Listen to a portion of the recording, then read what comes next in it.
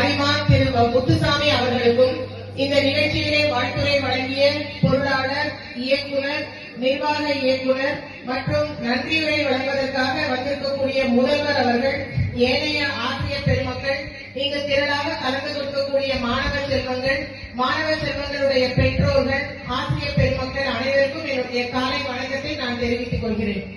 உண்மையிலே நிறைய பேர் சொல்றாங்க, நான் தூத்துக்குடி மாவட்டத்தை சார்ந்தவன் தான், ஆனா எனக்கு அங்கெல்லாம் இவ்வளவு தூரம் பொங்கல் விழாவுக்கு இவ்வளவு முக்கியத்துவம் இருக்குமாங்கிறது தெரியல.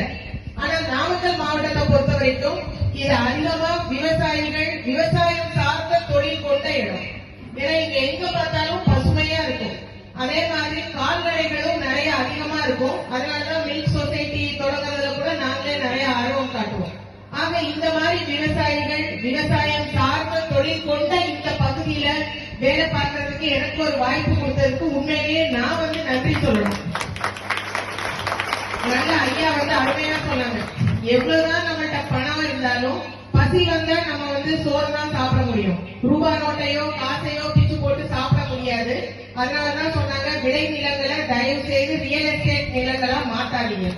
நிறைய இடத்துல அந்த என்ஓசி கொடுக்க போகும்போது எனக்கே கூட கொஞ்சம் வருத்தமா இருக்கு. இங்க வரும்போது கூட நான் பார்த்துட்டே வந்தேன், அந்த நகர், பொன்விழா நகர், அந்த நகர்னு கொஞ்சம் கொஞ்சமா விவசாய நிலங்கள் எல்லாமே ரியல் எஸ்டேட் நிலங்கள் ஆயிட்டு இருக்கு. ஒண்ணு, அதுக்கு இப்ப பராமரிக்கிறதுக்கு கூலி ஆட்கள் யாரும் கிடைக்க மாட்டேங்குது. அதனாலதான் இப்ப நம்ம நிறைய வேளாண் பொறியியல் துறை மூலமா கருவிகள் நிறைய கொடுக்கிறோம். டிராக்டர் ஆகட்டும், களை புரிதலாகட்டும்.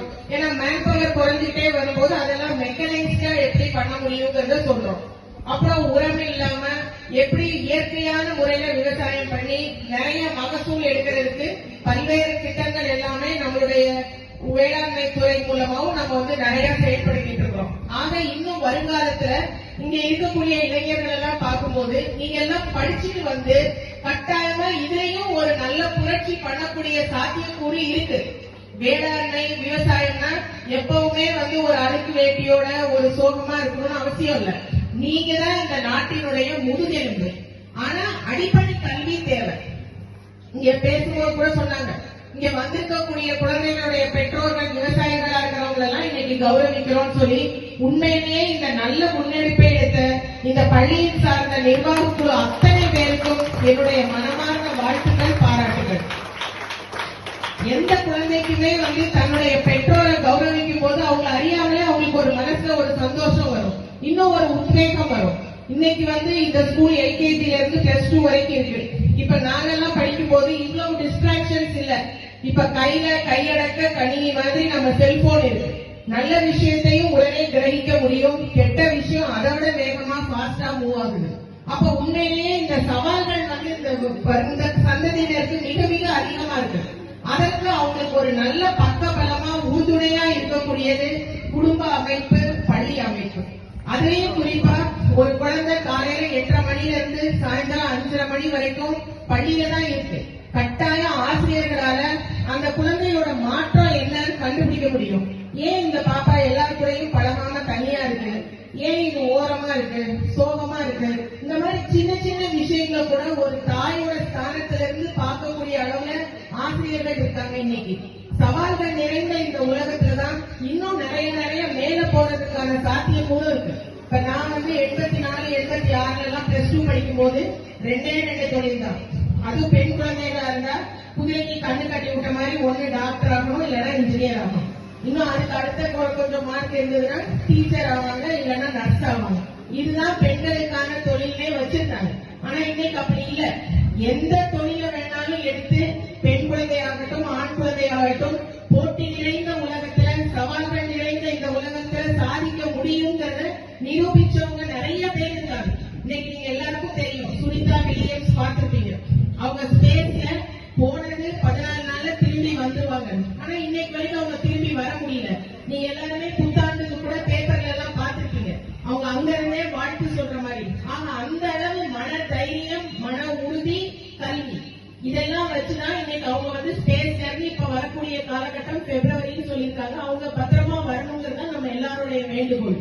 அதே மாதிரி விளையாட்டுத்துறை இப்ப பாத்தீங்கன்னா மாண்புமிகு தமிழ்நாடு முதலமைச்சர் அவர்களும், மாண்புமிகு தமிழ்நாட்டினுடைய துணை முதலமைச்சர் அவர்களும் எப்படி கல்விக்கு அதிக முக்கியத்துவம் இருக்கோ அதே மாதிரி விளையாட்டுக்கு மிக மிக நம்ம மாவட்டத்திலே பாத்தீங்கன்னா துளசிமதி என்று சொல்லக்கூடிய மாணவி வெட்டினரி காலேஜ்ல பேரா ஒலிம்பிக்ஸ்ல வெள்ளி பதக்கம் வென்று வந்திருக்காங்க. அவங்களுக்கு இப்ப ஒன்றிய அரசு வந்து அர்ஜுனா அவார்ட் கொடுக்கப்படும். ஆனா எதுக்காக இதெல்லாம் சொல்றேன்னா, நம்ம நினைச்சது கிடைச்சு மேல மேல வந்தா சந்தோஷம். ஆனா அதுக்காக நம்ம வருத்தப்பட வேண்டாம். இன்னைக்கு எந்த துறையை வேணாலும் நீங்க தேர்ந்தெடுக்கலாம். ஆனா உங்க கருத்தையும் கவனத்தையும் வேற எதிலையும் செலவிடக்கூடாது. நீங்க விளையாட்டுங்கிறது ஒரு முக்கியமான விஷயம்.